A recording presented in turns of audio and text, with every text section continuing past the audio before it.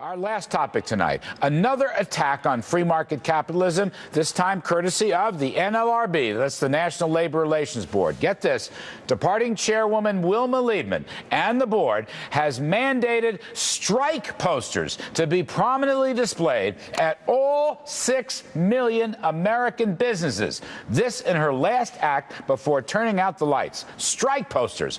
If this isn't backdoor card check unionization, if this isn't a clear job killer, then I frankly don't know what is. Anyway, let's talk. We have welcoming back to the show Joy Reid, now the managing editor of thegrio.com. We have Dan Mitchell, senior fellow at the Cato Institute. Joy Reid, I want to start with you.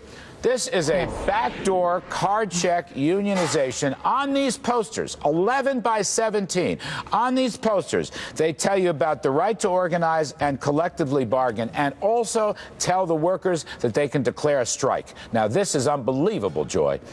Larry, come on. Now, I don't understand why business would be so afraid of letting workers know they have rights. I mean, God forbid workers should ever know that they are not just the wards of the bosses that have hired them. I mean, I think we're not living in the pre-1935, pre-Wagner Act world where businesses could do whatever they want with workers. 20-hour workday, no problem. Steel workers and miners in the mines for 18, 19 hours a day with no breaks, no lunch breaks, no pension, no problem. We're not in that era anymore. Workers actually have rights. They have a right to know them. Well, Dan Mitchell, for the 6 or 7% of the private workforce that's unionized, here's what I don't really get.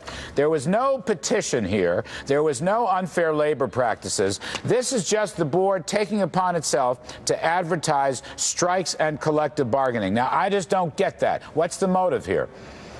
Well, the motive is just to try to pay back the unions for all their political and financial support for the Obama administration. But what's really ironic about this is an example of the type of policy that is going to make it very hard for Obama to get reelected, because when you have an environment that discourages job creation, guess what happens? We don't get a lot of jobs being created. And that's, of course, in addition to the fact that the NLRB presumably doesn't have any statutory authority to do this kind of thing. I think Governor Haley of South Carolina is right. The NLRB should be abolished. We should have a level playing field between companies and unions, and the government shouldn't have its thumb on the scale. And Joy, here's the other thing that's so amazing to me.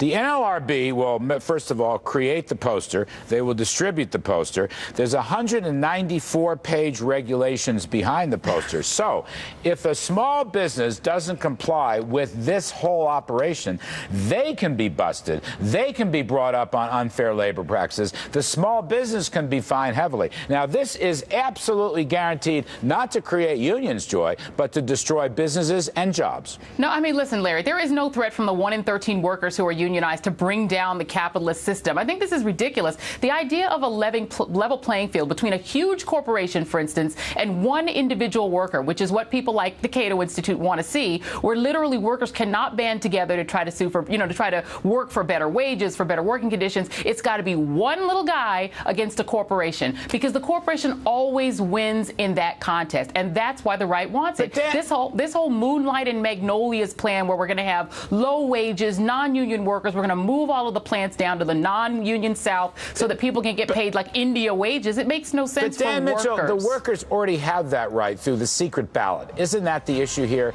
that the Labor Relations Board, I just got to go real fast. Yeah, there's no question that what the NLRB is doing is trying to reverse the tide of history. Unions have destroyed the steel industry, the shipbuilding industry, the auto industry. Unions have given us a middle class. I got to leave it there. That's it for this evening's show. Joy Reid and Dan Mitchell, thank you very much.